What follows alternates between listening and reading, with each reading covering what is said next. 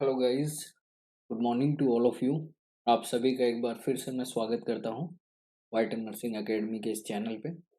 और आज काफ़ी दिनों के बाद हमारी ये न्यू सीरीज़ जो मैंने डिसाइड की है वो स्टार्ट करने जा रहे हैं। सीरीज़ के बारे में मैं आपको थोड़ा जनरली बता देता हूँ।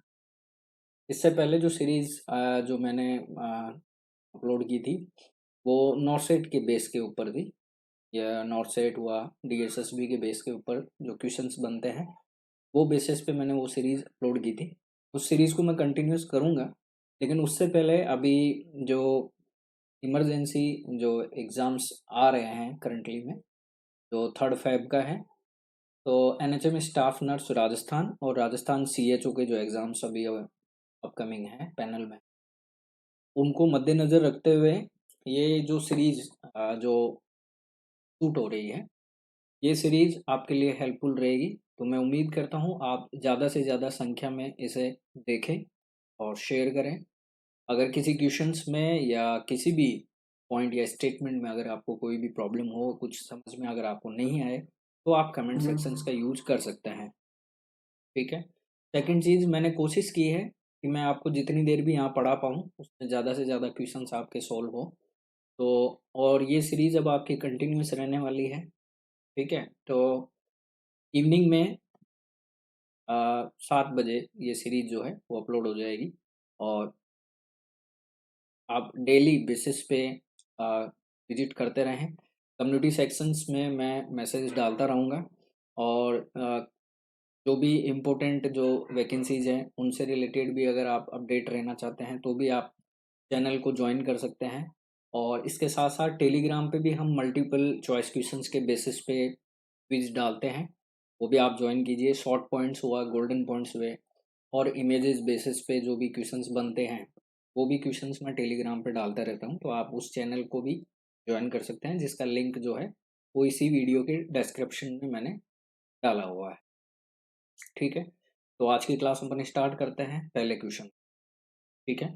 और आप सभी को आ, जो राम आ, लल्ला हैं वो विराजमान हो गए हैं अयोध्या मंदिर में, और ये हर्ष की बात है हमारे सभी हिंदुस्तान के जो भी निवासी हैं उनके लिए।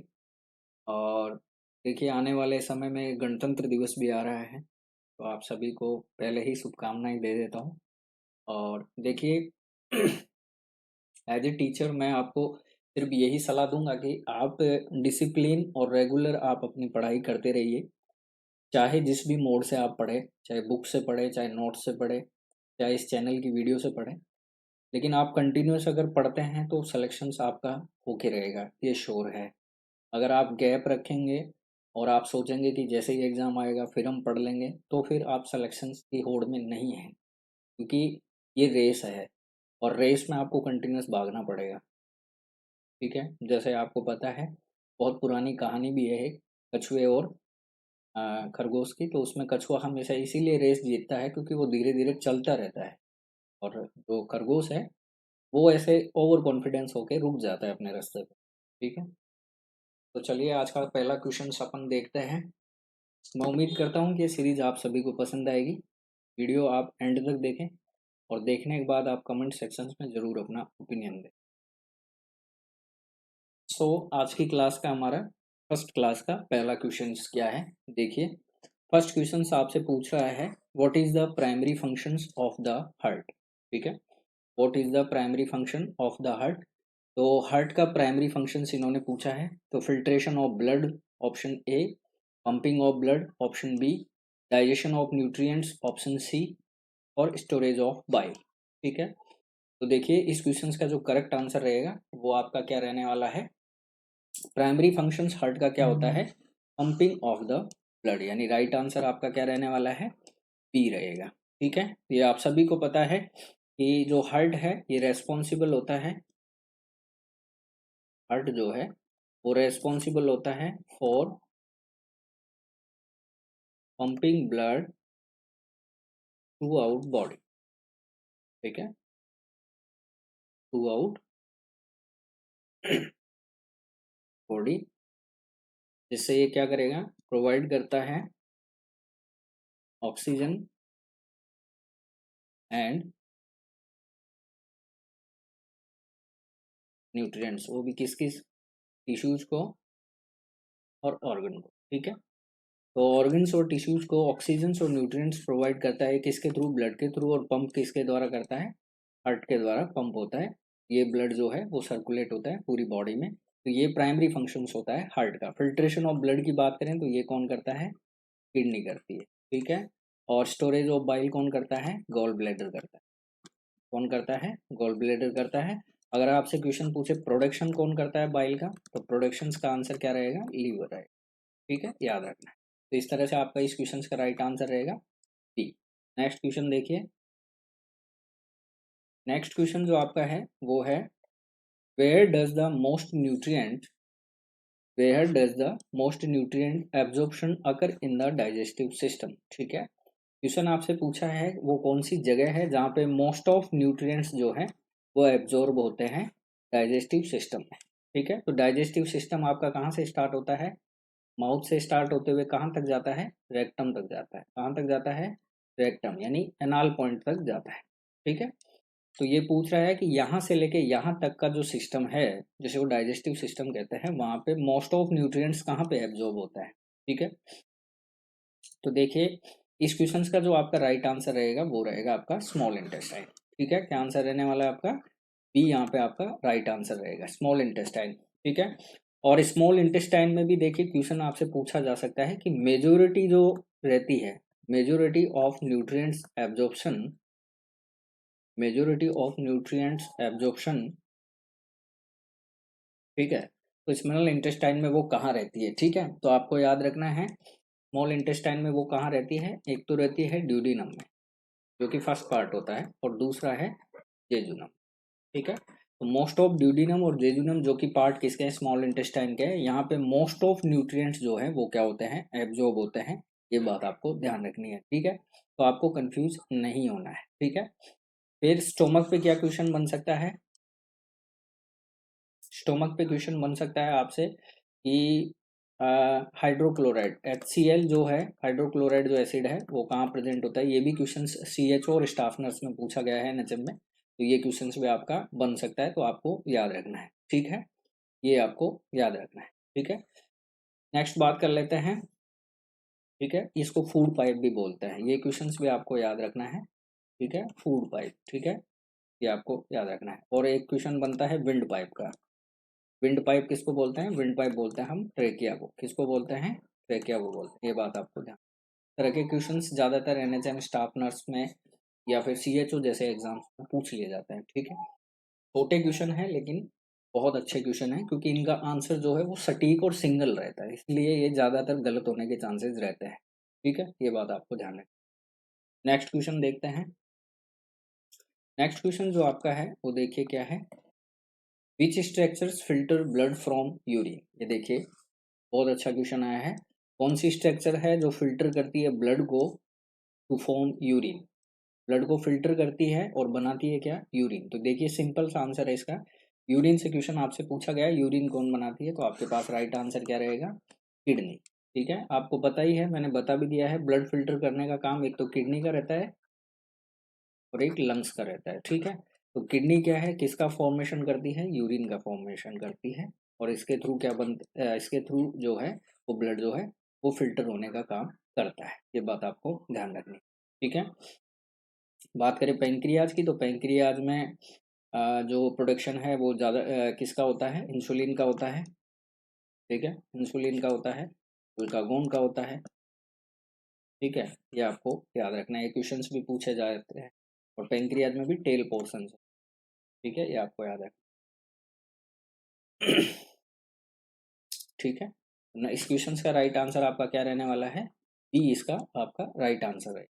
नेक्स्ट क्वेश्चन देखिए क्या है, नेक्स्ट क्वेश्चन आपका क्या है, पार्किंसन जो डिजीज है primarily affect which part of brain. Question बहुत अच्छा है, काफ़ी एग्जाम्स में पूछा गया है। पार्किंसन जो डिजीज है वो प्राइमरली कौन से ब्रेन के पार्ट को अफेक्ट करती है, ठीक है। तो आपको याद रखना है कौन से पार्ट को अफेक्ट करेगी ये, तो आपको याद रखना है सबस्टेंशिया नाइग्रा, यानी राइट आंसर आपका रहेगा सी। आपको याद रखना है पार्किंसन जो डिजीज है इसमें जो डी जनरेशन होता है, ठीक है, डी जनरेशन जो होता है ठीक है, वो किसका होता है, सब्सटेंशिया नाइग्रा का होता है। ठीक है, सब्सटेंशिया नाइग्रा जो पार्ट है इसका होता है। ठीक है, और इसमें जो न्यूरोट्रांसमीटर है, इसमें जो न्यूरोट्रांसमीटर है, ठीक है, वो कौन सा, डोपामिन जो है, ठीक है, वो क्या होता है, डिक्रीज हो जाता है। ठीक है, ये आपको याद रखना है। पार्किंसन जो डिजीज है इसमें डोपामिन जो न्यूरोट्रांसमीटर है वो डिजीज हो जाता है, जिसकी वजह से सब्सटेंशिया नाइग्रा जो ब्रेन में पार्ट होता है हमारे, वो क्या होता है, डिजनरेट होता है, जिसकी वजह से पार्किंसन प्रॉब्लम होती है। बात करें सेरिबेलम की, तो सेरिबेलम में आपको याद रखना है, ये बैलेंस का मेंटेन करता है, बॉडी बैलेंस जो है उसको मेंटेन करने का काम किसका है, सेरिबेलम का है। ठीक है, ये आपको याद रखना है। ऑक्सीपिटल अगर अफेक्ट होता है तो विजन में इम्पैक्ट आता है, किसमें, विजन में, साइट जिसको अपन बोलते हैं। ठीक है, ये आपको याद रखना है। ठीक है, तो सब्सटेंशिया नाइग्रा जो ऐसा पार्ट है जो पार्किंसन में इफेक्ट होता है, ये आपको याद रखना है। ठीक है, नेक्स्ट क्वेश्चन देखें। नेक्स्ट क्वेश्चन देखिए क्या है। नेक्स्ट क्वेश्चन आपसे पूछा गया है, नेक्स्ट क्वेश्चन आपसे पूछा गया है, which is the term for the period during which a woman is pregnant. ठीक है, तो देखिए कौन ये पूछ रहा है, व्हाट इज द टर्म, आपसे टर्मिनोलॉजी से क्वेश्चन पूछा गया है, वो पीरियड बताना है during which a woman is pregnant, जो वुमन जो है वो प्रेग्नेंट होती है। ठीक है, या वुमन जिस पीरियड में प्रेग्नेंट होती है उस पीरियड को हम क्या कहते हैं, तो पोस्टपार्टम कहते हैं, प्री नेटल कहते हैं, न्यूनेटल कहते हैं, और लास्ट ऑप्शन इसका है वो है, तो लास्ट ऑप्शन आपका है इंटरनेटल। ठीक है, तो अब ये पूछ रहा है कि वो पीरियड आपको बताना है जिस जो पीरियड में वुमेन्स जो है वो प्रेग्नेंट है। ठीक है, देखिए बात कर लेते हैं, पोस्टपार्टम किसको कहते हैं, आफ्टर द बर्थ। ठीक है, आपको याद रखना है, आफ्टर बर्थ यानी डिलीवरी होने के बाद का जो पीरियड है वो पोस्टपार्टम या पोस्टनेटल कहलाएगा। प्रीनेटल जिसको हम क्या बोलते हैं, एंटीनेटल भी बोलते हैं। ठीक है, ये हो गया बिफोर डिलीवरी, यानी प्रेगनेंसी से लेके बिफोर डिलीवरी तक का जो पीरियड होता है वो होगा एंटीनेटल। तो ये हो गया। नियोनेटल की बात करें तो नियोनेट का जो टाइम होता है वो रहता है आपका 0 से लेके 28 डेज तक का। ठीक है, जिसमें भी अर्ली नियोनेट रहता है एक तो, ठीक है, जो 0 से 7 डेज का रहेगा, और एक होता है लेट। ठीक है, लेट नियोनेट रहता है आपका 8 से लेके 28 डेज तक। और इंटरनेटल बात करें तो ऑनसेट ऑफ लेबर से लेके, ऑनसेट ऑफ लेबर से लेके delivery of baby, delivery of baby and placenta. ठीक है, इंटरनेटल। तो आपका राइट आंसर क्या रहेगा, वुमेन इज प्रेग्नेंट वाला पीरियड आपको बताना है, तो राइट आंसर आपका रहेगा प्री नेटल, या तो राइट आंसर आपका रहने वाला है बी।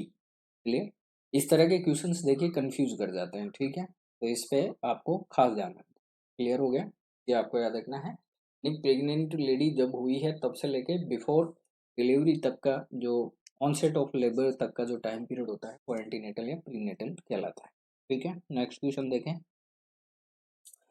नेक्स्ट क्वेश्चन देखिए क्या है। नेक्स्ट क्वेश्चन है, what is the current trend in India population growth. आपसे पूछ रहा है कि करंट ट्रेंड क्या है इंडिया का पॉपुलेशन ग्रोथ रेट का। ठीक है, तो आपको ट्रेंड पे क्वेश्चन पूछा गया है, इंडिया की पॉपुलेशन जो ग्रोथ रेट हो रही है इसका ट्रेंड करंटली क्या है, तो रैपिड इंक्रीज, स्टेबल, डिक्लाइन या अनप्रिडिक्टेबल। ठीक है, तो राइट आंसर आपका यहाँ पे क्या रहेगा, राइट आंसर आपका रहेगा करंटली जो इंडिया का पॉपुलेशन ग्रोथ रेट है वो है डिक्लाइन स्टेज पे, तो राइट आंसर आपका रहने वाला है सी, ये आपको याद रखना है।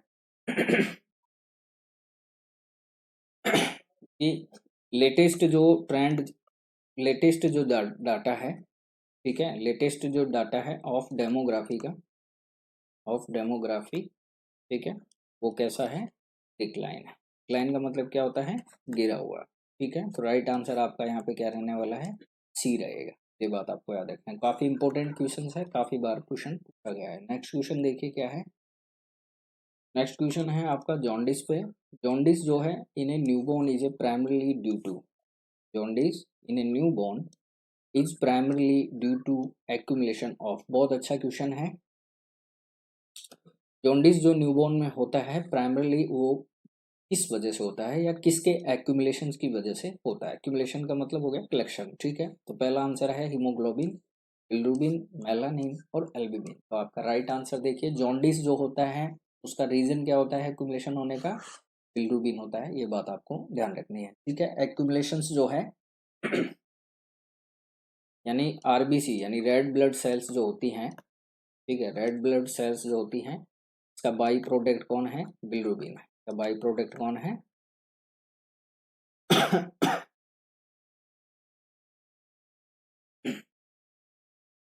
रेड ब्लड सेल्स जो होती हैं ये क्या हो जाती हैं? ब्रेक डाउन होती हैं, और ब्रेक डाउन होने के बाद में जो बाई प्रोडक्ट बनता है वो कौन सा बनता है? बिलिरुबिन। बिलिरुबिन अगर एक्सेसिव एक्यूमुलेशन हो जाए, बिलिरुबिन अगर एक्सेसिव एक्यूमुलेशन हो जाता है, एक्यूमुलेशन हो जाता है इसमें इन बॉडी में, तो फिर कौन सा साइन देखने को मिलेगा आपको?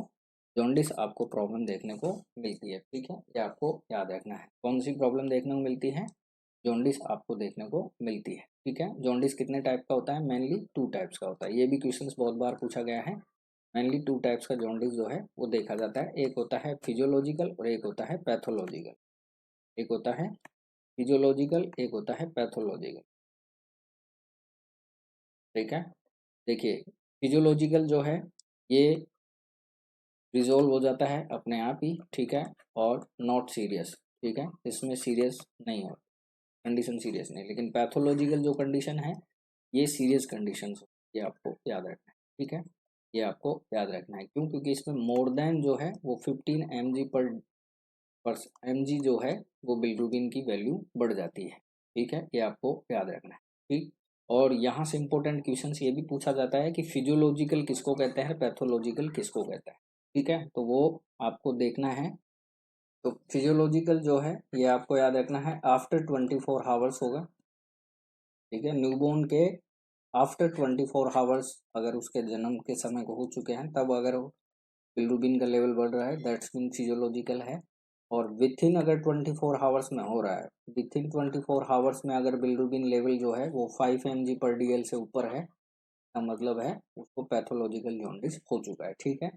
और बिलिरुबिन के एक्सेसिव एक्यूमुलेशंस के रीजंस क्या होता है? तो प्रॉब्लम इसमें हो, या तो लीवर में हो, ठीक है, या फिर गोल ब्लैडर में हो, ठीक है, या फिर पेंक्रियाज में हो। ये तीनों ऑर्गन्स जो है वो जॉन्डिस के लिए जिम्मेदार होते हैं, ये आपको याद रखना है। प्रॉब्लम अगर लीवर में हो, गोल ब्लैडर में हो या पेंक्रियाज में हो, तो आरबीसी जो है वो एक्सेसिव क्या होगी?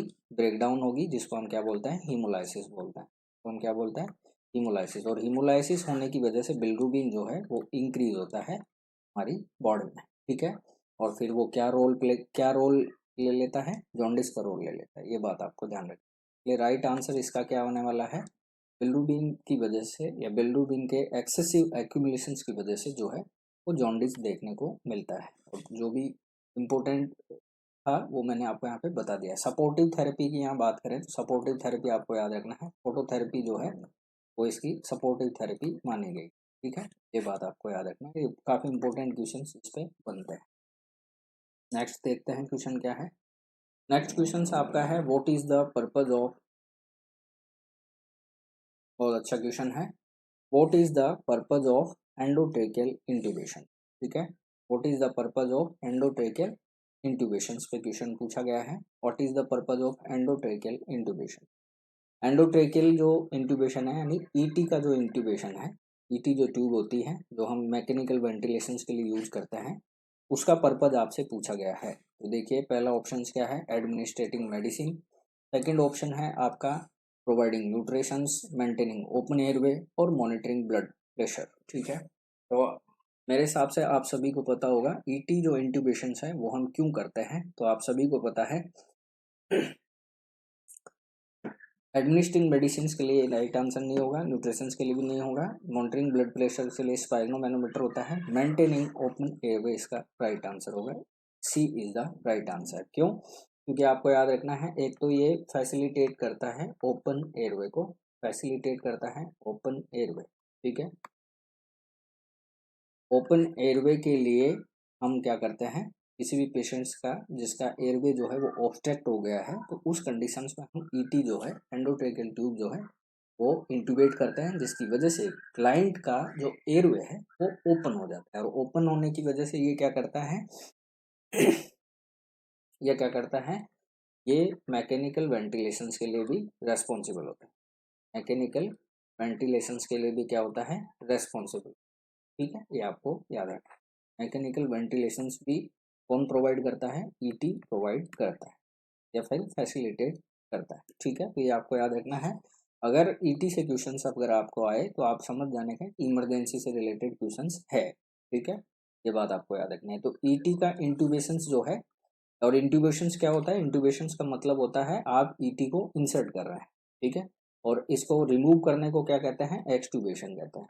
ईटी अगर आप रिमूव कर रहे हैं तो इसको हम क्या बोलते हैं, एक्सट्यूबेशन कहते हैं। ये बात आपको ध्यान। इस क्वेश्चन का राइट आंसर आपका क्या रहने वाला है, सी रहेगा। नेक्स्ट क्वेश्चन देखिए। देखिए एनएचएम स्टाफ नर्स हुआ या सीएचओ के जैसे एग्जाम्स होते हैं, इन एग्जाम्स में इस तरह से ही क्वेश्चंस पूछे जाते हैं। ठीक है, ज़्यादा बड़े क्वेश्चंस इनमें नहीं देखने को मिलेंगे, बहुत छोटे और लेकिन इतने कॉन्स्टेंट सटीक आंसर वाले क्वेश्चंस पूछे जाते हैं। यानी आपका एक ऑप्शन भी गलत हो गया तो वो गलत ही है, वहाँ पे कोई रैशनल आपका काम नहीं आएगा। ठीक है, तो इस तरह से ये जो सीरीज मैंने तैयार की है वो इसीलिए तैयार किया है कि जो इम्पोर्टेंट क्वेश्चंस प्रीवियस जितने भी सीएचओ या एनएचएम स्टाफ नर्स के जो एग्जाम्स हुए हैं वहाँ जितने क्वेश्चंस पूछे गए हैं प्रीवियस पेपर्स में, तो वो कलेक्शन पूरा सब यहाँ पे आपको एक ही इन सीरीज में देखने को मिली, तो आपकी बेहतर तैयारी हो सकती है। ठीक है, और मैंने हमेशा आपको कहा है कि प्रीवियस जो पेपर्स होते हैं उनमें से काफ़ी क्वेश्चंस जो हैं वो रिपीटेड होते हैं। ठीक है, मैंने जो मतलब वाइटल नर्सिंग एकेडमी की प्रीवियस वीडियो भी आप देखेंगे तो वहाँ पे भी ज़्यादातर प्रीवियस पेपर सॉल्यूशंस जो मैंने डाले थे वो उनमें से काफ़ी क्वेश्चंस जो हैं वो रिपीट हुए हैं। ठीक है, नेक्स्ट क्वेश्चन देखिए क्या है।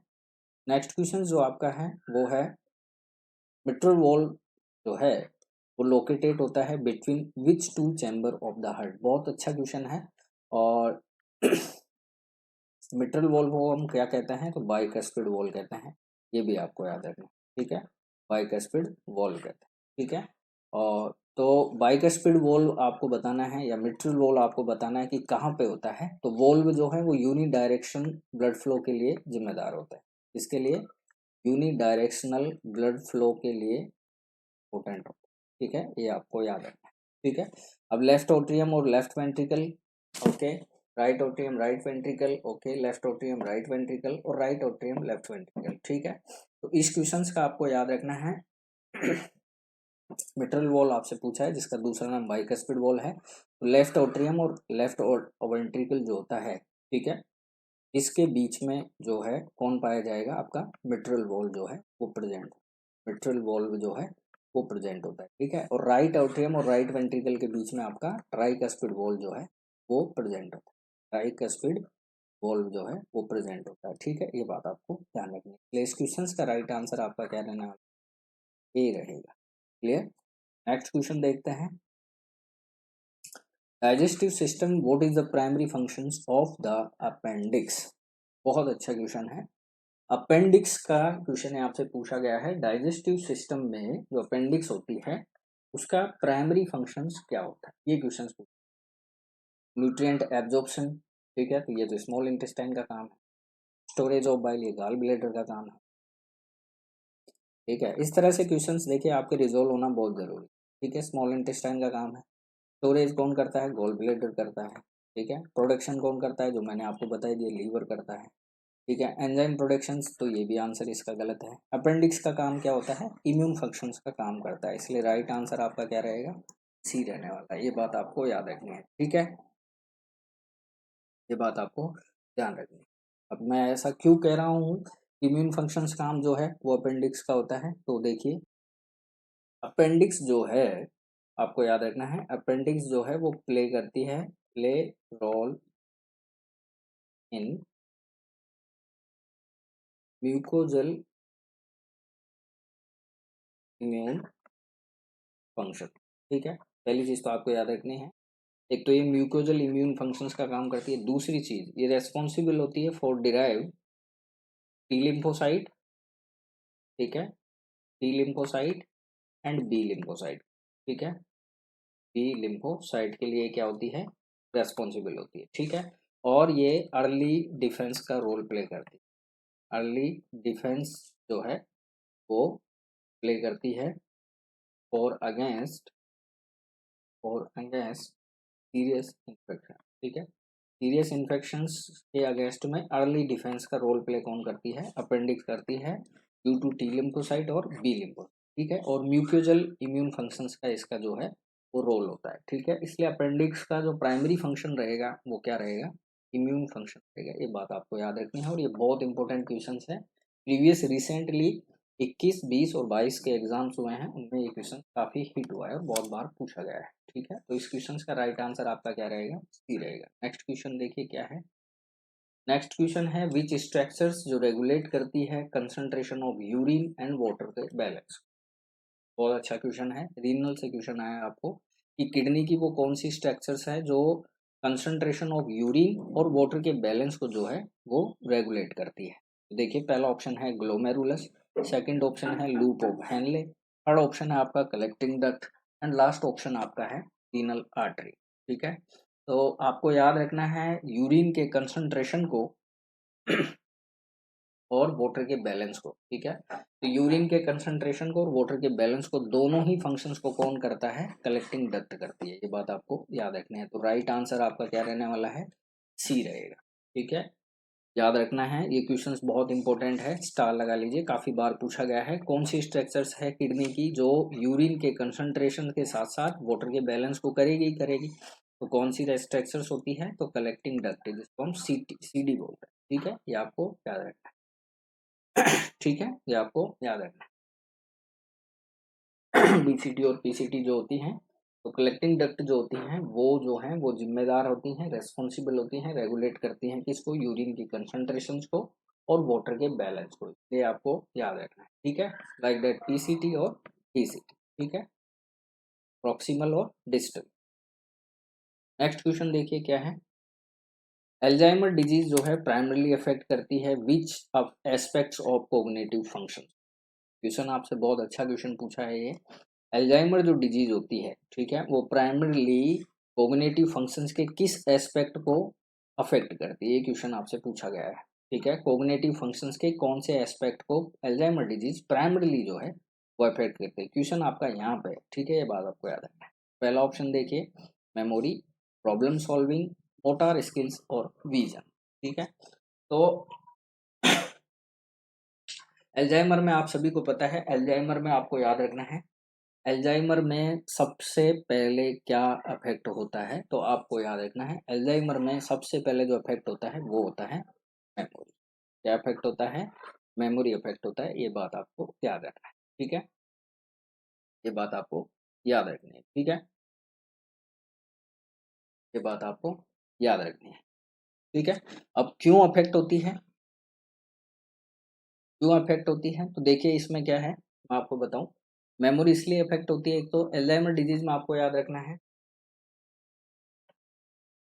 देखिए एल्जाइमर डिजीज से मैं आपको कुछ क्वेश्चंस बता देता हूँ। जैसे एल्जाइमर डिजीज जो है, इसमें क्वेश्चन आपसे पूछा जा सकता है कि न्यूरोट्रांसमीटर कौन सा होता है जो इसके लिए इम्पोर्टेंट है या फिर अफेक्ट होता है? तो आपको याद रखना है एसिटाइल कोलिन, ठीक है।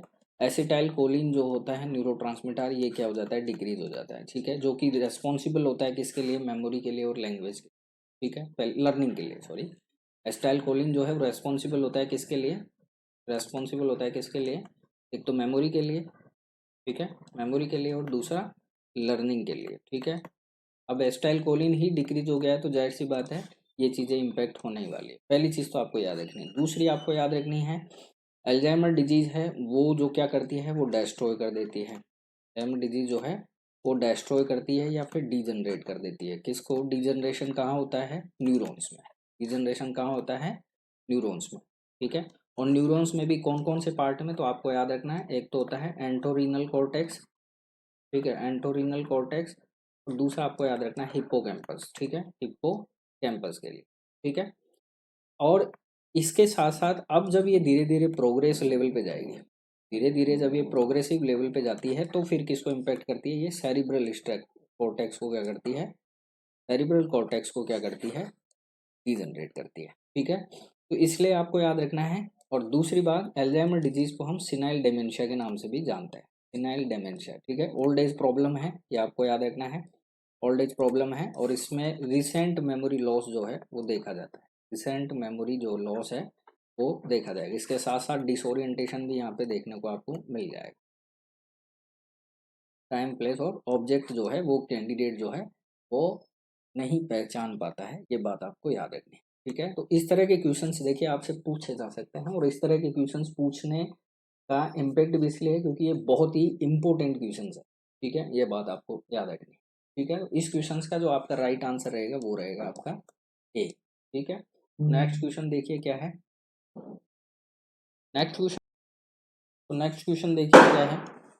नेक्स्ट क्वेश्चन है प्राइमरी पर्पज आपसे पूछा गया है किसका, अबगार स्कोर का, इमीडिएटली आफ्टर बर्थ। ठीक है, अब आप सभी को पता है कि जब एक बेबी जो डिलीवर होता है तो उसका अपन अबगार स्कोर चेक करते हैं। कब कब करते हैं तो आपको याद रखना है, एक तो करते हैं फर्स्ट मिनट में, विद इन फर्स्ट मिनट में, एक करते हैं 5 मिनट।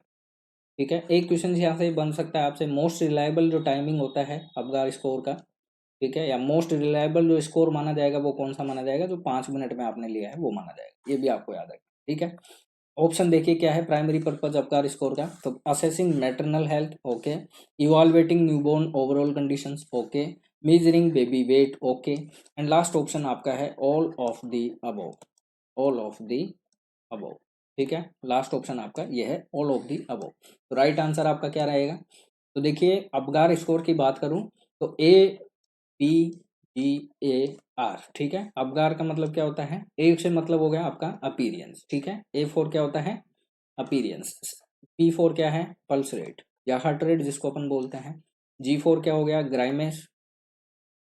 ठीक है, और ए फोर क्या हो गया, एक्टिविटी। ठीक है, और आर फोर हो गया रेस्पिरेटरी एफर्ट, रेस्पिरेटरी एफर्ट।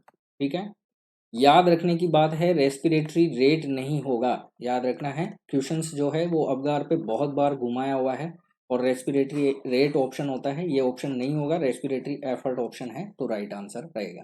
ये तो हो गया अबगार। ठीक है, टाइमिंग मैंने आपको बता दी है।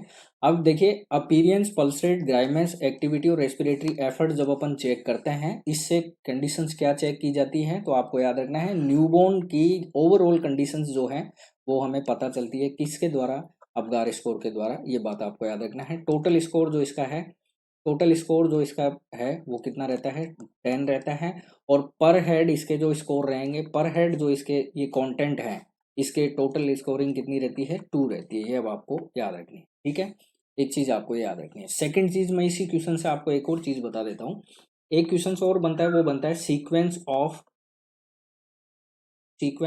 Taking vital sign. ठीक है, ये क्वेश्चंस भी आपसे पूछा जा सकता है, तो आपको याद रखना है दो पोर्शन होते हैं, एक होता है एडल्ट और एक होता है इन्फेंट। ठीक है, एक होता है एडल्ट और एक होता है इन्फेंट। एडल्ट में जो लिया जाता है वो लिया जाता है सबसे पहले टेम्परेचर, फिर लिया जाएगा पल्स रेट।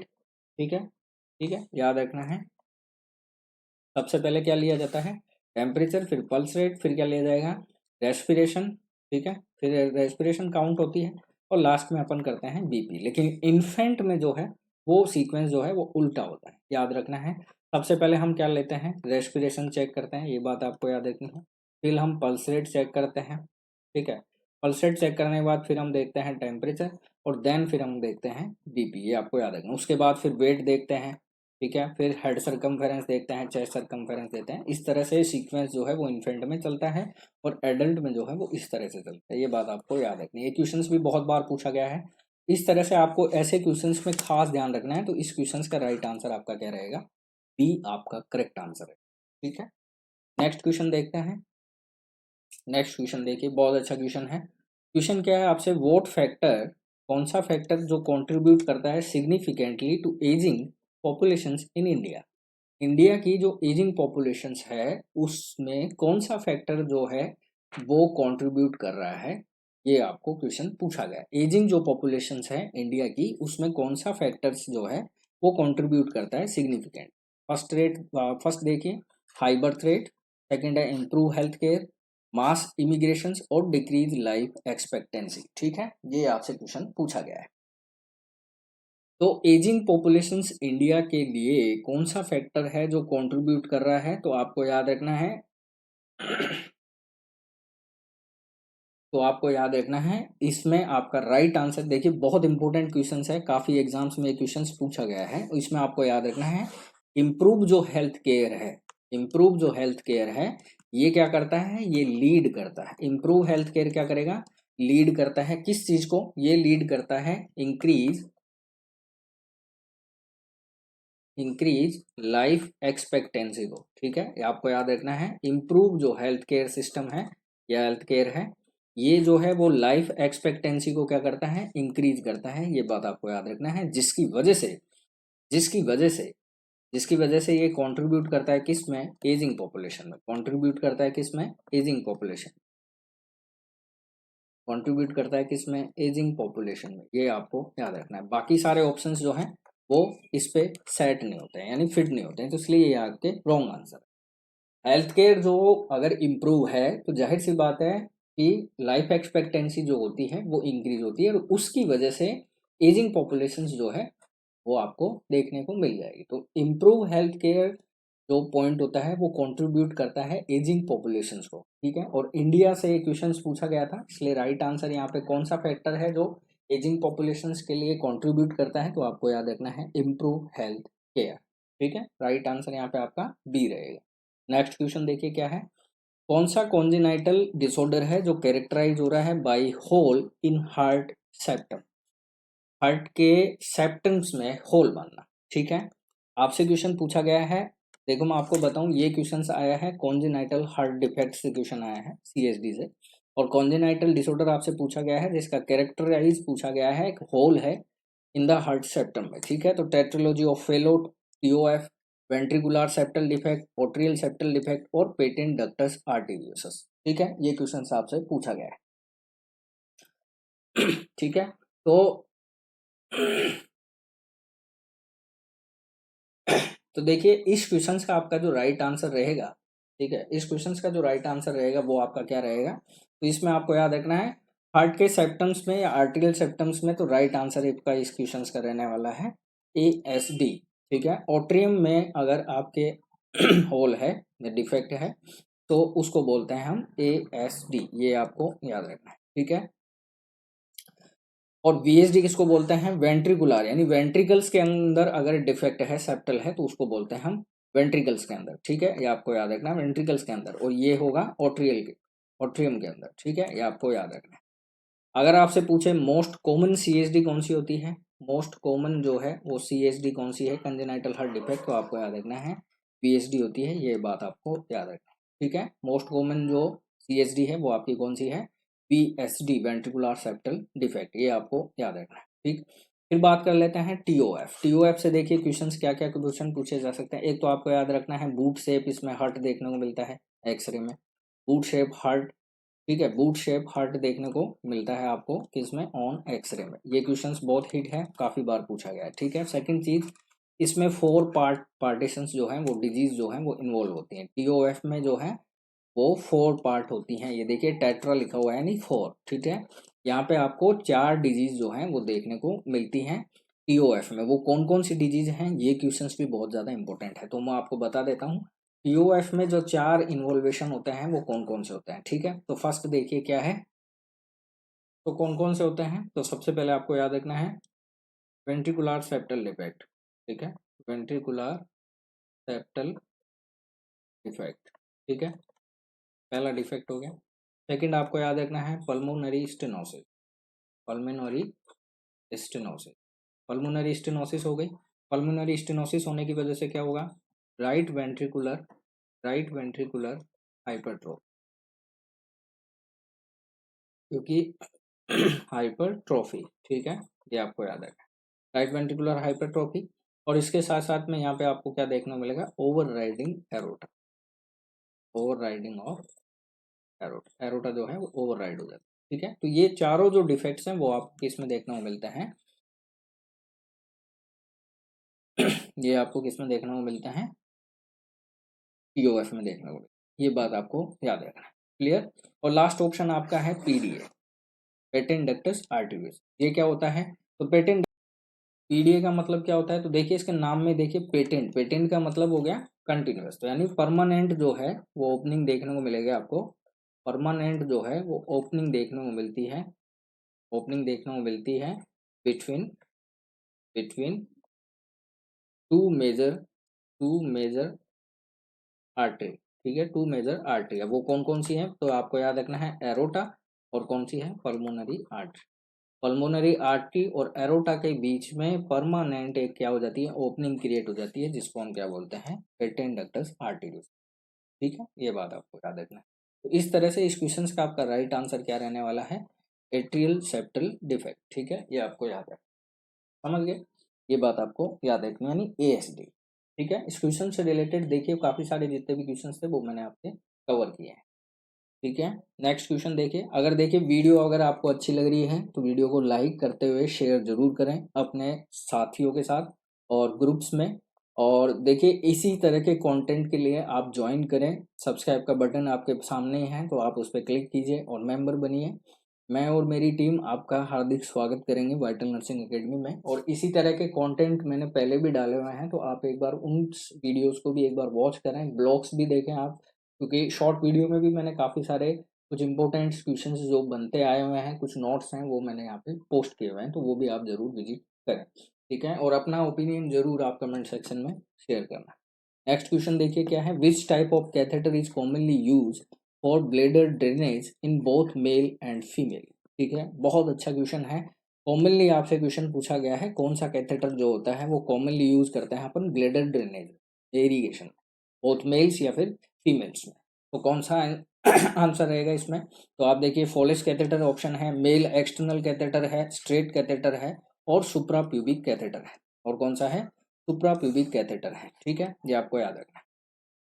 तो देखिए क्वेश्चन आपसे क्या पूछ रहा है, ब्लेडर ड्रेनेज का क्वेश्चन आपसे पूछा गया है बोथ जेंडर में, यानी मेल और फीमेल में कौन सा ऐसा कैथेटर होता है जो हम कॉमनली यूज करते हैं ब्लेडर ड्रेनेज के लिए। ठीक है, तो आपको याद रखना है इस क्वेश्चन का राइट आंसर जो आपका रहेगा वो रहेगा आपका Foley's catheter is the right answer. Foley's catheter ही एक ऐसा कैथेटर होता है जो दोनों जेंडर जो होते हैं, बहुत चाहे मेल हो या फीमेल हो, दोनों में ही जो है वो ब्लेडर इरिगेशन के लिए जो है वो यूजफुल होता है। ये बात आपको याद रखना है। ठीक है, ये बात आपको याद रखनी है। स्ट्रेट कैथेटर जो है वो एक ही टाइम सिंगल टाइम यूज किया जाता है, ये आपको याद रखना है। ठीक है, ये आपको याद रखना है। क्लियर ये बात आपको ध्यान रखनी है। ठीक है, और इम्पोर्टेंट क्वेश्चंस क्या बन सकता है आपसे, मोस्ट कॉमन साइज का क्वेश्चन बन सकता है, मोस्ट कॉमन साइज का क्वेश्चन बन सकता है। साइज आपको याद रखना है, इसमें फ्रेंच पे क्वेश्चन पूछा जाता है तो आपको याद रखना है एडल्ट, अगर मेल की बात करूं मैं, एडल्ट मेल की बात करूं तो 14 फ्रेंच, ठीक है, या से लेके 16 फ्रेंच तक का यूज किया जाता है। और फीमेल की बात करें तो 12 फ्रेंच से लेके 14 फ्रेंच तक का यूज किया जाता है। मोस्ट कॉमन 12 फ्रेंच यूज किया जाता है और यहाँ पे 16 फ्रेंच यूज किया जाता है, ये बात आपको याद रखना है। ठीक है, और बात करें इसकी तो देखिए ऐसे दो पोर्ट होते हैं। ठीक है, और आगे ऐसे जाएंगे। ठीक है, तो यहाँ पे जो है वो बैलून होता है। ठीक है, तो इस तरह से 10 ml जो है वो NS डाली जाती है, जिससे जो बैलून होता है वो क्या हो जाता है, इन्फ्लेट हो जाता है और मतलब अडहेस हो जाता है, जिससे ये जो कैथेटर है वो हिलेगा नहीं। और इस तरह से जो है वो यूरिन पोर्ट जो है या यूरिन का जो बैग है वो लगा दिया जाता है अटैच, और इस तरफ से जो यूरिन का जो ड्रेनेज है वो इस तरह साइड से यूरिन बैग में जो है कलेक्ट होता रहता है, ये बात आपको याद रखनी है। ठीक है तो इस तरह से राइट आंसर इस क्वेश्चन का आपका क्या रहेगा, ये रहने वाला। नेक्स्ट क्वेश्चन देखिए क्या है, the conditions characterized by buildup of fatty deposits on arterial wall. Question देखिए ध्यान से, क्या है, कंडीशंस आपको पूछी गई है characterized by buildup of fatty deposit on arterial walls, यानी फैटी जो एसिड्स होते हैं, फैटी जो प्रोडक्ट्स हैं वो डिपॉजिट हो रहे हैं कहाँ पे, आर्टेरियल वॉल्स पे, leading to reduce blood flow, और वो क्या कर रहे हैं, ब्लड फ्लो को रिड्यूस कर रहे हैं, इसको हम क्या कहते हैं। ठीक है, तो क्वेश्चंस देखिए आपका यहाँ पे है, बिल्डअप क्या हो रहा है, fatty deposit on arterial walls पे। ठीक है, तो आपको याद रखना है इस कंडीशंस को हम क्या कहते हैं, अथेरोस्क्लेरोसिस, याद रखना है। अथेरोस्क्लेरोसिस जो है वो हम किस कंडीशन में कहते हैं, ऑर्टरी की जो वॉल होती है वहाँ पे लिपिड्स या फिर फैटी एसिड्स डिपॉजिट होने की वजह से, जैसे ये ऑर्टरी है यहाँ पे जो है वो लिपिड्स और फैटी एसिड्स क्या हो रहे हैं, डिपॉजिट हो रहे हैं, तो आपको भी पता है जो ये पाथवे है ये क्या हो जाएगा, ऑब्स्ट्रक्ट हो जाएगा, क्या हो जाएगा, ऑब्स्ट्रक्ट हो जाएगा। और ऑब्स्ट्रक्ट होने की वजह से जो फ्लो है वो ब्लड का जो फ्लो है वो क्या हो गया, रिड्यूस हो गया है, रिड्यूस हो गया है। और इसी कंडीशन को हम क्या कहते हैं, अथेरोस्क्लेरोसिस कहते हैं, ये बात आपको याद रखनी है। थ्रोम्बोसिस किसको कहते हैं, तो थ्रोम्बोसिस आपको याद रखना है ब्लड का जो क्लॉट, ब्लड क्लॉट जो है वो अगर एक ही जगह स्टेबल रहे ठीक है, एक ही जगह स्टेबल रहे ब्लड वेसल्स में, उसको हम कहते हैं थ्रोम्बोसिस। और अगर ये स्टेबल होके क्या हो जाए, डिस्लोज हो जाए, और ये डिस्लोज होके और क्या करे, ब्लड के साथ ही क्या करे, फ्लो करे, ब्लड के साथ फ्लो करे, ये बात आपको याद रखना है, उसको कहते हैं हम एम्बोलिज्म। ठीक है, और एम्बोलिज्म जो है वो ज़्यादा डेंजरस होता है, ये आपको याद रखना है। एम्बोलिज्म जो है वो कंपेयर टू थ्रोम्बोसिस, एम्बोलिज्म जो है वो ज़्यादा डेंजर होता है, ये बात आपको याद रखना है। क्यों? क्योंकि ये डिस्लोज होके कहाँ पहुँच जाता है, लंग्स में पहुँच जाएगा, और ये आगे जाके बहुत ही क्रिटिकल कंडीशंस जैसे पल्मोनरी एडिमा जैसी क्वेश्चंस जो है वो क्रिएशंस जो है वो क्रिएट करती है। ऐसी कंडीशंस जो पल्मोनरी एम्बोलिज्म वगैरह की शिकायत जो है वो देखने को मिल सकती है, ये बात आपको याद रखनी है। क्लियर? ये बात आपको याद रखनी है। ठीक है, तो राइट आंसर इस क्वेश्चन से आपको क्या रहेगा, बी रहने वाला। ठीक है, ये आपको याद रखना है, ये बात आपको याद रखनी है। तो राइट क्वेश्चन से अगर फैटी डिपॉजिट्स जो प्रोडक्ट हैं या फिर लिपिड्स जो हैं वो अगर ओटरी की वॉल पे अगर वो डिपॉजिट हो जाते हैं, ठीक है, और ये कंडीशंस आपको ज़्यादातर देखने को मिलती है जब कैंडिडेट का कोलेस्ट्रॉल जो लेवल है वो अगर ज़्यादा है। ठीक है, इसमें भी एलडीएल के केस में ज़्यादा आपको देखने को मिलेगा। ठीक है, ये आपको याद रखना है। और ये जो है इंपॉर्टेंट कंडीशंस होती है किसके लिए, कोरोनरी आर्टरी डिजीज के लिए, अथेरोस्क्लेरोसिस, ये आपको याद रखना। नेक्स्ट क्वेश्चन देखिए क्या है, कौन सा ऑर्गन जो प्रोड्यूस करता है बाइल को फॉर डाइजेशन एंड डिटॉक्सिफिकेशन। ठीक है, तो आपको भी पता है फैट के इमल्सिफिकेशन के लिए बाइल जो है वो बहुत ही ज़्यादा जिम्मेदार होता है, रेस्पॉन्सिबल फॉर फैट इमल्सिफिकेशन। ठीक है, इमल्सिफिकेशन, फैट इमल्सिफिकेशंस के लिए, वन सेकेंड, फैट के इमल्सिफिकेशंस के लिए बाइल जो है वो बहुत ही ज़्यादा रेस्पॉन्सिबल होता है। और ये जब सीरीज स्टार्ट हुई थी तभी मैंने आपको बता दिया था, बाइल का प्रोडक्शन जो है वो कौन करता है, लीवर करता है, और गॉल ब्लैडर क्या करता है, स्टोरेज करता है, ये बात आपको याद रखना है। राइट आंसर आपका इसका क्वेश्चन का क्या रहने वाला है, लीवर रहेगा। ठीक है, ये आपको याद रखना है, बी। और स्टोरेज कौन करता है, तो गोल ब्लैडर आपका आंसर।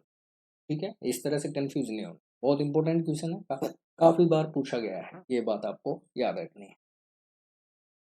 ठीक है, नेक्स्ट क्वेश्चन देखिए, functional unit of kidney responsible for filtering blood is called. अब देखिए आपसे क्वेश्चन क्या पूछा गया है, किडनी में ब्लड फिल्टर करने के लिए रेस्पॉन्सिबल है, तो इसकी फंक्शनल यूनिट आपसे पूछी गई है। ठीक है, ये आपको याद रखना है, फंक्शनल यूनिट जो है वो आपसे पूछी गई है किसकी, किडनी की। तो आपको याद रखना है किडनी की फंक्शनल और स्ट्रक्चरल जो यूनिट है, स्ट्रक्चरल जो यूनिट है वो आप सभी को पता है कौन सी है, नेफ्रॉन। तो राइट आंसर आपका क्या रहने वाला है, ए आपका यहाँ पे राइट आंसर रहेगा, याद रखना है। यहाँ पे कौन सा राइट आंसर रहने वाला आपका, ए आपका जो है वो राइट आंसर रहेगा। नेफ्रॉन जो है वो किडनी का फंक्शनल और स्ट्रक्चरल यूनिट जो है वो कहलाता है, ये बात आपको याद है। बहुत कॉमन क्वेश्चन है, बहुत प्रीवियस मतलब काफी समय से पूछा जा रहा है। इस तरह के क्वेश्चंस आपसे पूछे जा सकते हैं, ये बात आपको याद रखनी है। ठीक है, ये बात आपको याद रखनी है। ठीक है, ये बात आपको याद रखनी है। क्लियर? ठीक है, और ये ग्लोमेरुलस हुआ, ओवन कैप्सूल हुआ, ये सारे नेफ्रॉन के क्या होते हैं, पार्ट होते हैं, ये बात आपको याद। ठीक है, नेक्स्ट क्वेश्चन देखिए क्या है, मल्टीपल स्क्लेरोसिस काफ़ी अच्छी डिजीज है और ये न्यूरो की प्रॉब्लम है। Multiple sclerosis primarily affect which part of nervous system. देखिए आपसे क्वेश्चन, सिंपल सा क्वेश्चन पूछा गया है कि मल्टीपल स्क्लेरोसिस जो है, तो मल्टीपल स्क्लेरोसिस का प्राइमरली अफेक्ट कौन सा पार्ट होता है, नर्वस सिस्टम में। ठीक है, तो पहला ऑप्शन आपका है ब्रेन, सेकंड ऑप्शन है स्पाइनल कोड, थर्ड ऑप्शन है पेरिफेरल नर्व, और लास्ट ऑप्शन है आपका ऑटोनॉमिक नर्वस सिस्टम। ठीक है, तो आपको मुझे बताना है कि मल्टीपल स्क्लेरोसिस जो है ये नर्वस सिस्टम के किस पार्ट को जो है वो इफेक्ट करता है। ठीक है, तो मल्टीपल स्क्लेरोसिस आपको याद रखना है, मल्टीपल स्क्लेरोसिस जो है ये प्राइमरली इफेक्ट करता है सेंट्रल नर्वस सिस्टम को। इसको इफेक्ट करता है सेंट्रल नर्वस सिस्टम को। ठीक है, सेंट्रल नर्वस सिस्टम को, ये आपको याद रखना है। ठीक है, सेंट्रल नर्वस सिस्टम को। ठीक है, तो इसलिए आपका राइट आंसर देखिए, अब यहाँ सेंट्रल नर्वस सिस्टम में स्पाइनल कोड और ब्रेन दोनों आते हैं, लेकिन अब ये क्वेश्चंस का यहाँ पे आप इस ये दोनों ऑप्शन से एक साथ नहीं आएंगे, ये बात आपको याद रखना है। ठीक है, तो इस ऑप्शंस की जगह आप यहाँ पे लिख सकते हैं पीएनएस, पेरिफेरल नर्वस सिस्टम। ठीक है, पेरिफेरल नर्वस सिस्टम, आप ये लिख लीजिए ऑप्शन, ठीक है। तो आपको याद रखना है सेंट्रल नर्वस सिस्टम, तो इसलिए राइट आंसर आपका ब्रेन या फिर स्पाइनल कॉर्ड, ठीक है, स्पाइनल कॉर्ड, ठीक है, ये आपको याद। तो मल्टीपल स्क्लेरोसिस जो है वो किसको इफेक्ट करती है, सेंट्रल नर्वस सिस्टम को इफेक्ट करती है, ये आपको याद रखना है। और एक होती है जीबीएस, गुलियन बार सिंड्रोम, एक होता है जीबीएस, गुलियन बार सिंड्रोम, जिसको अपन बोलते हैं गुलियन बार सिंड्रोम, ठीक है, गुलियन बार सिंड्रोम। और ये किसको इफेक्ट करता है, तो ये पेरिफेरल नर्वस सिस्टम को जो है वो इफेक्ट करता है, ये बात आपको याद रखना है, ठीक है।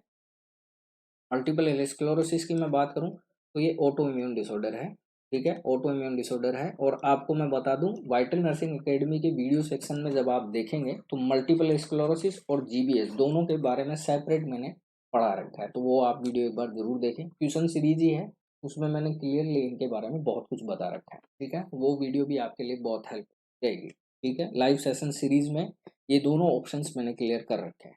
नेक्स्ट क्वेश्चन देखते हैं, कौन सा कॉम्प्लिकेशन है जो प्रेगनेंसी में कैरेक्टराइज होता है high blood pressure and protein urea. काफी अच्छा क्वेश्चन, आपसे क्वेश्चन पूछा गया है प्रेगनेंसी के अंदर वो कौन सा कॉम्प्लिकेशंस है जिसको हमने कैरेक्टराइज किया है किसके साथ, high blood pressure and protein urea के, ठीक है। यानी आपको प्रेगनेंसी के साथ, प्रेगनेंसी के अंदर हाई ब्लड प्रेशर और प्रोटीन यूरिया देखने को मिलेगा, ठीक है। तो पहला ऑप्शन देखिए क्या है, पहला ऑप्शन है gestational diabetes, pre eclampsia, ectopic pregnancy, और लास्ट ऑप्शन आप लिख सकते हैं, लास्ट ऑप्शन आप लिख सकते हैं antepartum haemorrhage, antepartum haemorrhage, APH, ठीक है, हेमरेज, या फिर आप लिख सकते हैं एपीएच, ठीक है। तो बताइए क्या आंसर रहने वाला है इस क्वेश्चन का। तो देखिए प्रेगनेंसी का वो कौन सा कॉम्प्लिकेशन है जिसमें आपको हाई ब्लड प्रेशर और प्रोटीन यूरिया देखने को मिलेगा, तो आपको याद रखना है प्री एक्लेम्सिया जो है वो आपका यहाँ पे राइट आंसर हो। एक्टोपिक प्रेगनेंसी किसको कहते हैं, एक्टोपिक प्रेगनेंसी कहते हैं कि भाई यूट्राइन कैविटी में जो यूटेराइन जो कैविटी होती है उसमें इम्प्लांटेशन ना होके आउटसाइड ऑफ यूटेराइन कैविटी में अगर फर्टिलाइज जो पार्ट है वो कहाँ हो जाए, आउटसाइड यूटेराइन कैविटी के क्या हो जाए, इम्प्लांट हो जाए। एक्टोपिक प्रेगनेंसी का आउटसाइड मोस्ट इंपोर्टेंट पार्ट कौन सा रहता है, तो आपको याद रखना है फेलोपियन ट्यूब, ठीक है। फेलोपियन ट्यूब में अगर इम्प्लांट हो जाता है, और फेलोपियन ट्यूब में भी आपको याद रखना है एम्पुला, ठीक है, एम्पुला जो पार्ट होता है, ठीक है, एम्पुला जो पार्ट होता है, जो सबसे बड़ा पार्ट होता है फेलोपियन ट्यूब का, इसमें जो है वो इम्प्लांट हो जाता है, ठीक है, फर्टिलाइज एग, और यूट्राइन कैविटी में नहीं होता है, तो उस कंडीशन को हम बोलते हैं एक्टोपिक प्रेगनेंसी, ठीक है। गेस्टेशनल डायबिटीज जो है इसमें मतलब प्रेगनेंसी के दौरान जो डायबिटीज है, ग्लूकोज लेवल है वो क्या हो जाएगा, इंक्रीज हो जाएगा, उसको हम बोलते हैं गेस्टेशनल डायबिटीज, ये आपको याद रखना है, ठीक है। और एंटीपार्टम हेमरेज का मतलब क्या हो गया, एंटीपार्टम हेमरेज का मतलब हो गया कि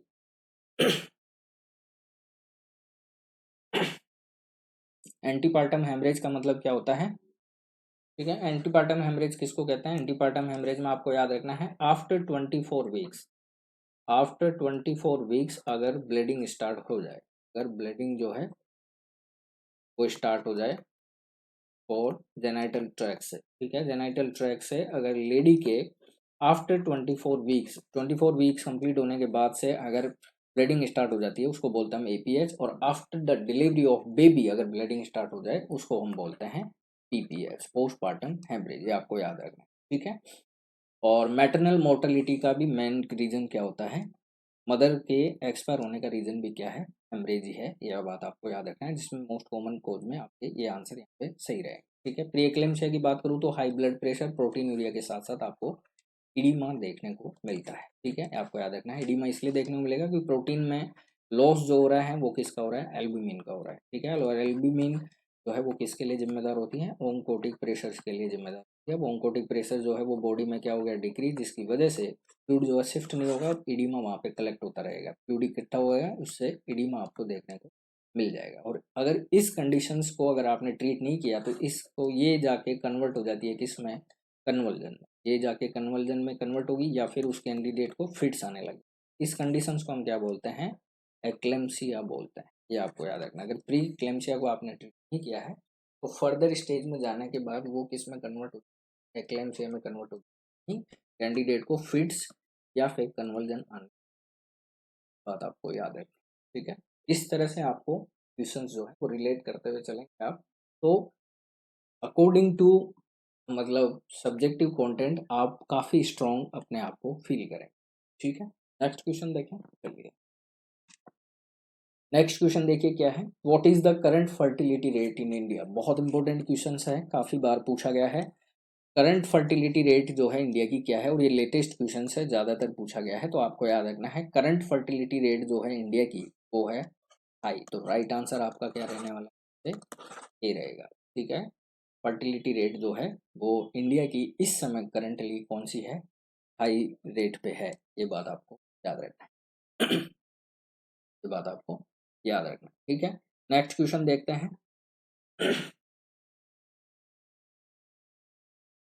नेक्स्ट क्वेश्चन है, what is the term for a conditions in newborn characterized by excessive fluid accumulation in the brain.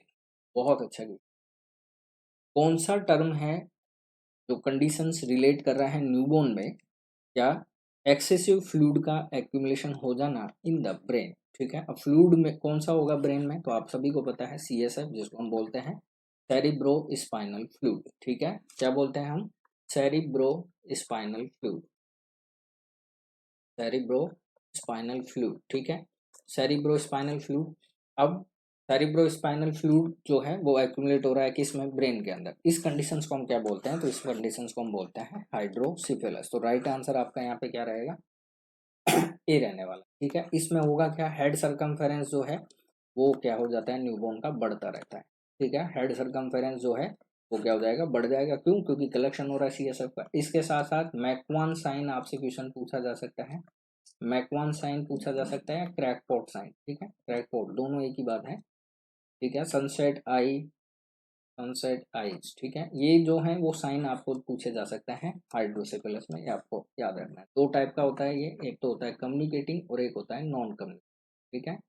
एक होता है कम्युनिकेटिंग, एक होता है नॉन कम्युनिकेटिंग, ठीक है। एक चीज आपको याद रखनी है। दूसरी चीज आपको याद रखनी है, या तो इसमें एक्सेसिव प्रोडक्शन होता है, हाइड्रोसिफिलिस में क्या होगा, या तो एक्सेसिव प्रोडक्शन होगा किसका, सीएसएफ का, एक्सेसिव प्रोडक्शन ऑफ सीएसएफ देखने को मिलेगा आपको, ठीक है। या फिर आपको डिक्रीज एब्जॉर्प्शन ऑफ सीएसएफ देख, एब्जॉर्प्शंस ऑफ सीएसएफ देख, ठीक है। ये आपको याद रखना। या फिर पाथवे जो है वो ऑब्स्ट्रक्ट हो जाता है, पाथवे जो है वो ऑब्स्ट्रक्ट हो जाए, फ्लो, ठीक है। पाथवे ऑब्स्ट्रक्ट हो जाए किसका, सीएसएफ फ्लो का। अगर पाथवे ऑब्स्ट्रक्ट हो जाए तो भी रीजन होता है हाइड्रोसिफिलिस, ये बात आपको याद रखना है। डाउन सिंड्रोम की मैं बात करूं तो ट्राइसोमी किसकी हो जाए, 21 की हो जाए, ट्राइसोमी 21 की हो जाए तो उसको हम बोलते हैं डाउन सिंड्रोम, ये आपको याद रखना है, ठीक है। ये बात आपको याद रखनी है।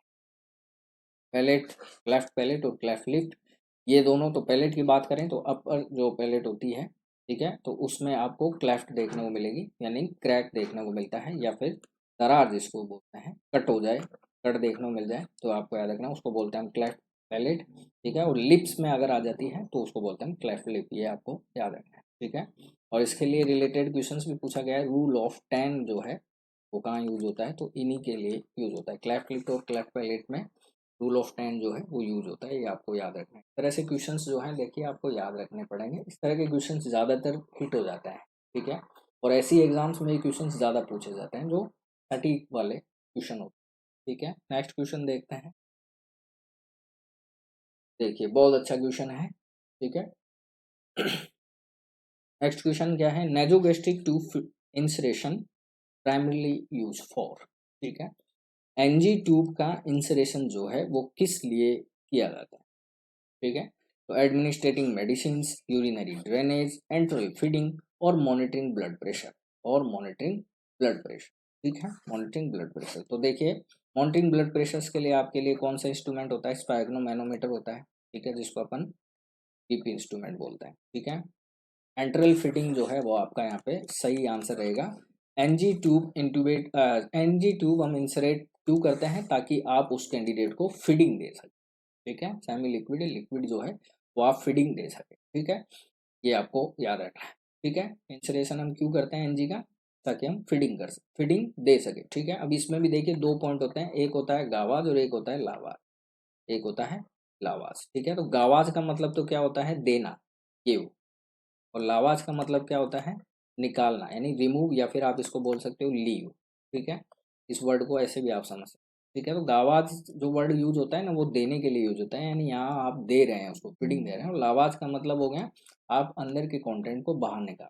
ठीक है, ये आपको याद रखना है। यूरिनरी ड्रेनेज, तो यूरिनरी ड्रेनेज के लिए तो हम फोलेस कैथेटर यूज करते हैं, तो ये ऑप्शन यहाँ पे गलत हो जाएगा। एडमिनिस्ट्रेटिंग मेडिसिन, ये मान सकते हैं कि वे मेडिसिन भी आप इसके थ्रू दे सकते हैं, लेकिन इसने क्वेश्चन आपसे पूछा है प्राइमरी पे। क्वेश्चन किस पे पूछा है, प्राइमरी पे पूछा है। तो प्राइमरी जो एनजी का फंक्शन है वो क्या रहेगा, एंट्रल फीडिंग है।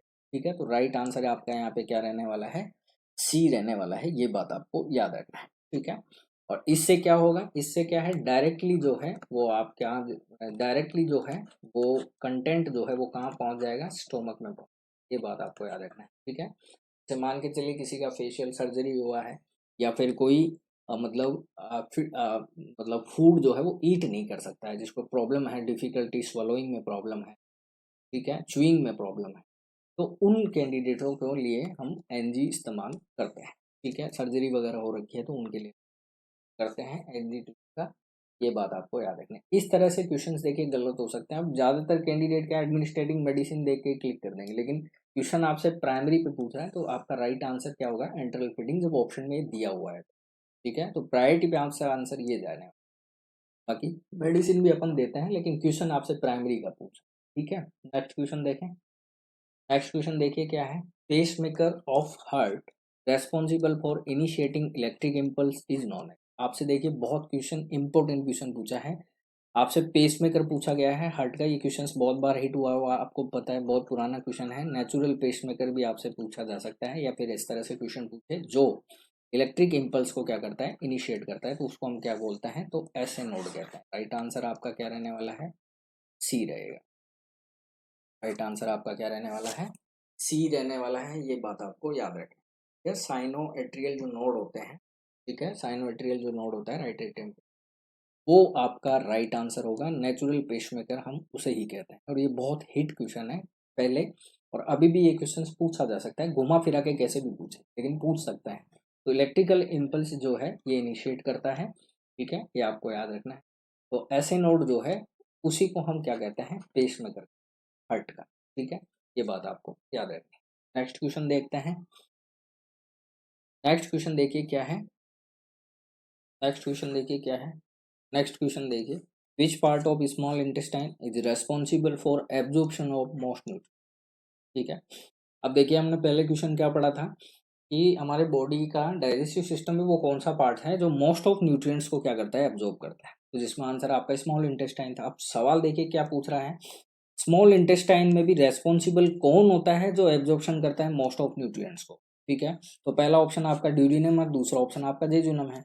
इलियम और कोलन तो वैसे ही नहीं होता है। ठीक है, अब ड्यूडिनम और जेजुनम में आपको राइट आंसर निकालना है कि स्मॉल इंटेस्टाइन का वो कौन सा पार्ट है जो प्राइमरी रेस्पॉन्सिबल होता है मोस्ट ऑफ न्यूट्रिएंट्स के एब्जॉर्प्शन के लिए। तो आपको याद रखना है राइट आंसर इस क्वेश्चन का रहेगा आपका जेजुनम। राइट आंसर आपका क्या रहने वाला है, जेजुनम। क्यों, क्योंकि जेजुनम जो है वो प्राइमरी क्या होता है, साइट होती है for absorption of most of nutrient, absorption of most of nutrient. ये आपको याद है, मोस्ट ऑफ न्यूट्रिएंट्स के लिए एब्जॉर्प्शंस का जो पार्ट है या जो साइट है वो कौन सी रहने वाली है, जेजुनम रहने वाली है। ये बात आपको याद रखनी है, ना कि ड्यूडिनम। करते दोनों हैं, लेकिन प्राइमरी अगर आपसे क्वेश्चन पूछा जाएगा तो आपका राइट आंसर जेजुनम होगा, ना कि ड्यूडिनम होगा। तो राइट आंसर यहाँ पे आपका क्या रहने वाला है, जेजुनम आपका राइट आंसर है। नेक्स्ट क्वेश्चन देखिए क्या है, कौन सा the hormone responsible for regulating sodium and water balance in the kidney. Kidney के अंदर सोडियम और वाटर दोनों के बैलेंस के लिए कौन जिम्मेदार होता है, वो आपसे हार्मोन पूछा गया है। ऐसा कौन सा हार्मोन जो रेस्पॉन्सिबल है रेगुलेटिंग सोडियम एंड वाटर के बैलेंस को इन द किडनी। पहला ऑप्शन देखिए इंसुलिन, सेकंड एल्डोस्टेरोन, थायरोक्सिन और ग्रोथ हार्मोन। तो ठीक है, तो देखिए एलिमिनेट करते हैं। Growth hormone sodium water balance का करता है, नहीं, ये ग्रोथ के लिए जिम्मेदार है, इसलिए ये गलत। थायरोक्सिन जो है T4, ये भी जिम्मेदार नहीं होता है वाटर और सोडियम बैलेंस के लिए। इंसुलिन जो है वो जो ग्लूकोज लेवल है उसको क्या करता है, कम करता है। तो ये सोडियम एंड वाटर बैलेंस के लिए जिम्मेदार ये भी नहीं हो। किडनी की बात कर रहा हूँ मैं, तो एल्डोस्टेरोन यहाँ पे आपका राइट आंसर रहने वाला है। ये आपको याद रखना है। एल्डोस्टेरोन जो है वो रेगुलेट करता है, ठीक है, ये आपको याद रखना है। एल्डोस्टेरोन जो है वो रेगुलेट करता है किसको, रेगुलेट करता है किसको, सोडियम एंड वाटर बैलेंस को। ये बात आपको याद रखनी है, इंपॉर्टेंट क्वेश्चन, ठीक है, ये बात आपको याद रखनी है, ठीक। और सबसे इंपॉर्टेंट चीज आपको याद रखनी है क्या,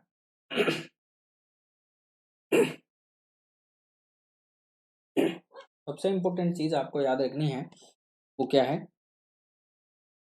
तो आपसे क्वेश्चन क्या पूछा जा सकता है, जो मैं बता रहा था इंपॉर्टेंट ये था कि एल्डोस्टेरोन जो है वो कहाँ से सीक्रेट होता है, ये क्वेश्चन आपसे पूछा जा सकता है। तो आपको याद रखना है outer layer of adrenal cortex, outer layer of adrenal cortex, ठीक है। Outer layer of adrenal cortex कौन सी है, जोना ग्लोमेरुलोसा, जोना ग्लोमेरुलोसा। इससे जो है वो एल्डोस्टेरोन जो है वो सीक्रेट होता है, ये बात आपको याद रखना है, ठीक है।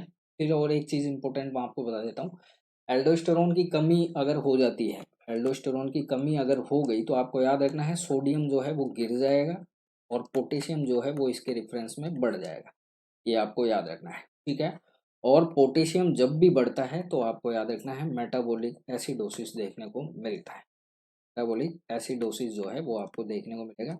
ये ट्रिकी क्वेश्चंस बता रहा हूँ जो आपको हमेशा याद रखना है, ठीक है। और ये जिस कंडीशंस में गिरता है उसको बोलते हैं एडिशन डिजीज, ठीक है, उसको बोलते हैं एडिशन डिजीज। एडिशन डिजीज में एल्डोस्टेरोन आपको कम देखने को मिलेगा, जबकि कुशिंग जो डिजीज होती है इसके अपोजिट में आपको याद रखना है, कुशिंग डिजीज जो होती है इसमें एल्डोस्टेरोन जो है वो बढ़ जाता है। एल्डोस्टेरोन जो है वो आपको बढ़ा हुआ दिखाई देगा। तो बढ़ा हुआ दिखाई देगा तो इसका मतलब है सोडियम यहाँ पे बढ़ा हुआ है और पोटेशियम जो है वो यहाँ पे घटा हुआ देखना होगा, ठीक है। इस तरह से आपको कॉम्बो याद रखना है, तो आपके ये क्वेश्चंस कभी भी गलत नहीं होंगे, ये बात आपको याद रखना है। कुशिंग डिजीज से आपसे क्वेश्चन पूछा जा सकता है कैरेक्टर पे, तो मून फेस आपको याद रखना है, मून फेस और बफेलो हम्प, मून फेस और बफेलो हम्प जैसे कैरेक्टर्स आपको किस में देखने को मिलता है, कुशिंग डिजीज में मिलता है, ये भी आपको याद रखना है, ठीक है, समझ गए।